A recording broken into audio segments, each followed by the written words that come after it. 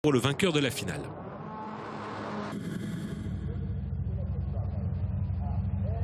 On passe à la seconde demi-finale où on va retrouver les deux Audi en pole position. Andreas Backrud avec à ses côtés son équipier Mattias Ekström, toit blanc pour Mattias Ekström qui aura deux pneus neufs à l'avant, toit bleu foncé pour Andreas Backrud. Sur la deuxième ligne, attention à Niklas Grönholm, il est très en verve depuis le début du week-end. Sébastien Loeb à ses côtés, de Ford sur la dernière ligne. Celle de Kevin Eriksson et de son équipier Robin Larsson, avec un choix bizarre de pneus là pour Kevin Eriksson. On met les pneus. C'est le côté en appui, donc du coup, voilà, il met du côté gauche. Et chez Audi à l'avant. Alors, quelle est l'explication? Il y en a une? Il y a des stratégies différentes, et puis c'est suivant les setups aussi des voitures. Je pense, voilà, suivant les unes et les autres, on fait un choix plus ou moins stratégique. Vous avez compris le principe, on part pour 6 tours de course, un passage par le tour joker, et les 3 premiers rejoindront Peter Solberg. Normalement très bien démarrer. Ouais, alors Grönholm qui tente de s'infiltrer entre les deux Audi, ça va être court. Sébastien Loeb à l'extérieur, le premier virage. Il se fait enfermer Sébastien Loeb à l'extérieur, et les Ford vont en profiter. Au moins une, celle d'Eriksson en a profité. Niklas Grönholm, très bon départ, Niklas Grönholm qui est la deuxième. Derrière Mattias Ekström, troisième Backrud, Sébastien Loeb tente par l'extérieur, ça va être un peu de la deuxième ligne, et vraiment un très bon départ du pilote Hyundai. Et voilà, on est avec lui, on est avec Niklas Grönholm, le fils du double champion du monde de WRC en 2000 et 2002 chez Peugeot. Et Kevin Eriksson également en quatrième position qui a fait un bon départ. Oui. Ça ne fait pas le jeu de Sébastien Loeb malheureusement. Il avait remporté cette première victoire ici, et sa seule à ce jour en 2016 en faisant un départ en finale sensationnel. Attention ici, qui s'infiltre et qui passe. Il pousse Grönholm, est-ce que Eriksson va en profiter? Oui. Sébastien Loeb, non. Sébastien Loeb reste cinquième et pour l'instant il n'est pas qualifié. Donc là il va falloir tenter quelque chose au niveau de la stratégie. Qui perd encore une place face à Sébastien Loeb. Sébastien qui a vraiment joué le coup, il a bien fait. Avec Grönholm, il y a peut-être un problème pour Grönholm. J'ai l'impression qu'il y a eu un gros écart. On voit qu'il a perdu beaucoup de vitesse d'un coup. Attention à Eriksson qui tente quelque chose ici. Très incisif Eriksson. Sur Backrud. Voilà, tour joker pour Niklas Grönholm à droite de votre écran, mais il y a peut-être un souci à bord de la Hyundai. Et il ressort, on va surveiller devant Larsson. On revient à la tête de course avec Ekström qui s'envole. Maintenant son arrière, c'est très serré pour la deuxième place entre Backrud, Eriksson et Loeb. Avec cette poussière incroyable, regardez Loeb dans le pare-choc d'Eriksson. Seulement les 3 premières places sont qualificatives, donc Sébastien Loeb va faire le maximum pour essayer de passer Kevin Eriksson.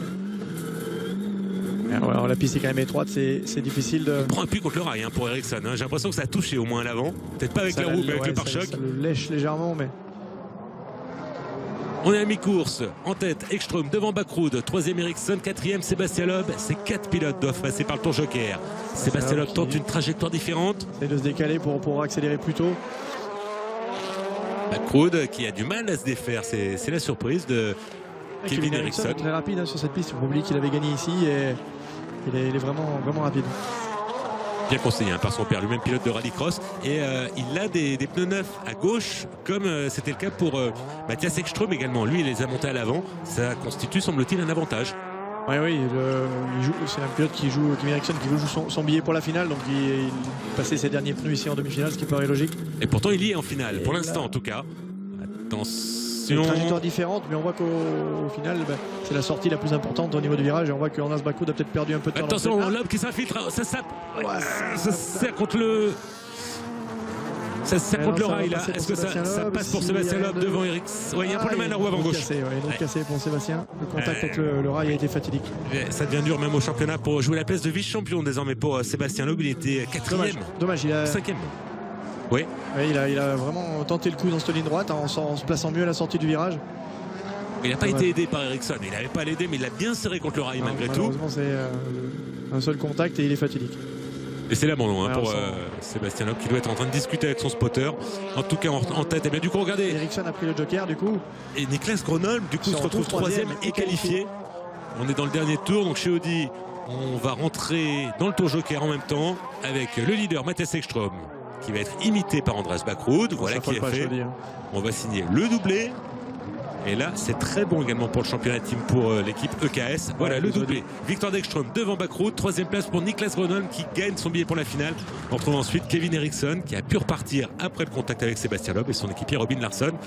Malheureusement, c'est fini. 34 536 pour Niklas Grönholm. Elle marche très fort, cette Hyundai. Et beaucoup de déception forcément pour Sébastien. On sent en colère par rapport à ce contact parce qu'il y avait l'ouverture, il était bien ressorti, il avait cherché l'ouverture, il avait bien motricé. Il y avait la place, il pouvait passer. Après voilà, il s'est fait tasser contre le rail et malheureusement, le choc a été fatidique. Les 3 pilotes qu'on va retrouver en finale avec Peter Solberg, Johan Kristoffersen et Kevin Hansen sont Mattias Ekström, Andreas Backrud, Niklas Gronholm. C'est fini pour ce week-end à Estering en Allemagne pour Kevin Eriksson, Robin Larsson et Sébastien Loeb. En supposant qu'il n'y ait pas de repêchage, mais ça paraît assez improbable. On va revoir le départ de cette demi-finale. Il se fait un petit peu enfermer à l'extérieur. Hein. On voit les pilotes qui sont à l'intérieur peuvent s'appuyer sur celui qui est à l'extérieur, c'est le cas de le dire, et en profiter. Alors les pilotes souvent se repassent les vidéos des éditions précédentes où il y avait une ouverture à l'extérieur. Notamment Kevin Eriksson avait dépassé tout le monde par l'extérieur. Et là du coup tout le monde protège l'extérieur, mais ça laisse une place à l'intérieur. Oui, et puis ça, d'une année sur l'autre, d'un départ à un autre, c'est jamais les mêmes conditions, jamais les mêmes pilotes de chaque côté. Et c'est vrai que c'est toujours difficile de rééditer un exploit passé. Regardez, là Sébastien Loeb qui tente d'attaquer, il y a un premier contact qui se fait pousser contre le rail, collé contre le rail par... On a vraiment le sentiment qu'il y avait la place important de passer. Et après, bon, Kevin Eriksson a tassé et du coup... Sébastien Loeb s'est retrouvé contre le rail, mais l'attaque avait l'air franche et plus ou moins décisive. Et là, avec la roue avant gauche complètement ouverte, il n'y avait plus rien à jouer, il s'est arrêté. On voit Kevin Eriksson qui tasse carrément. Il est braqué à droite sur Sébastien Loeb. Oui, sans que ça justifie vraiment. Après, c'est au commissaire de course d'évaluer la décision, mais il y avait le moyen pour faire un passage. On voit ici le dernier tour. Les 2 Audi comme à la parade dans le tour joker.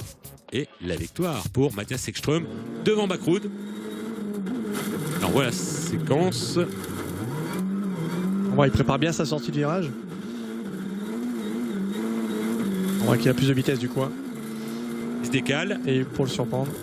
Ouais, là, clairement. D'accord, il y a un virage à droite derrière, mais on en a quand même le sentiment que ça braque un petit peu tôt du côté de Kevin Eriksson par rapport au virage. Un peu tôt. En tout cas, conséquence, l'abandon pour Sébastien Loeb et la non-qualification pour Kevin Eriksson qui pouvait également gagner sa place en finale.